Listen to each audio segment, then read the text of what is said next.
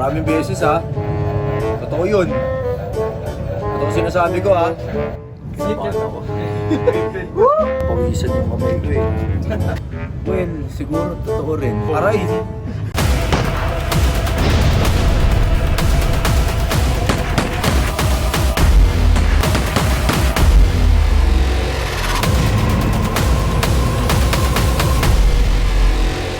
Kuya Ru, first question.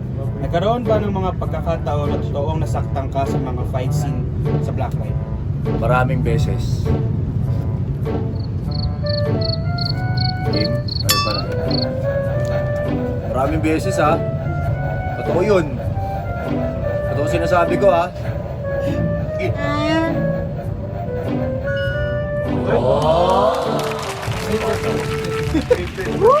Kanino po mga eksena yun? Or sino yung mga eksena nyo din? Actually, hindi ko na alam kung sino-sino. Pero syempre, pagka kasi gumagawa ng action, hindi talaga maiiwasan na magkaroon ng mga aksidente, especially pagka nakikipag-fight scene ka. Talagang may mga pagkakataon na magkakatamaan talaga. Pero I guess it's a matter of respect din sa ka-eksena mo, na syempre every after na kahit naman ako minsan nakakatama rin ako, minsan napapalakas din yung mga suntok ko o sipa ko, magsasorry ka lang talaga at kailangan nyo mapag-usapan na trabaho lang to, walang personal. Yan. Next wait lang, basa eh. Nagpapawisan yung kamay ko eh. Okay, game. Next question.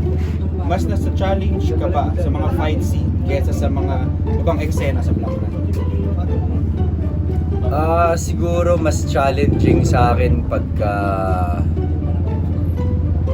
siguro pagka mga heavy drama.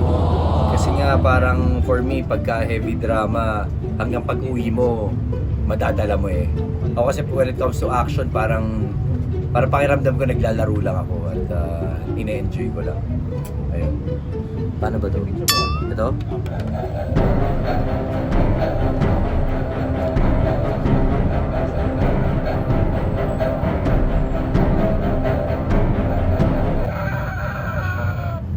Meron ah. Ay!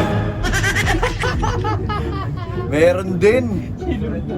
So ano ang ibig sabihin? Ang ibig po hindi daw po kayo. Nasa challenge kayo sa mga actions. Medyo challenge ako sa mga action. Well, hindi ko naman sinasabing madali yung action, di ba? Talagang ma-challenge ka naman talaga pagka action yung ginagawa mong mga fight scenes.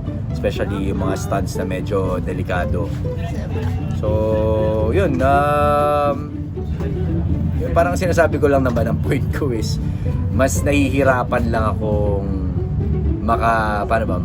makakawala pagka mga heavy drama kasi nga nade-drain ako eh. Tapos hanggang pag-uwi ko madadala ko yung bigat ng eksena. I mean, I'm not saying na hindi ko gusto yung mga ganun, pero mas challenging lang siya for me. Okay, Last next. question po.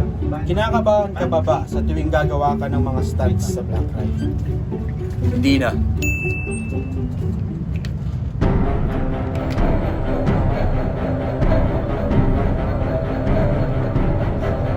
Dito ako mas kinakabahan eh. Parang pasakit ng pasakit eh.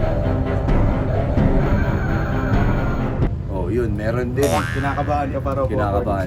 Totoo po ba? Well, siguro totoo rin.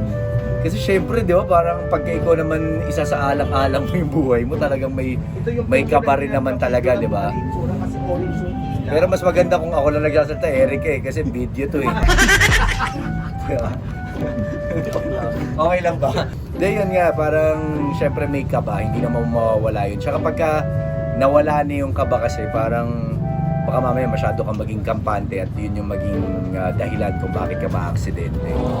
So siguro haluan mo lang ng konting kaba para mas maging maingat ka, pero dapat tiwala ka sa gagawin mo kasi pagka nagkaroon ka ng alinlangan, dun talaga mapupunta sa aksidente yun.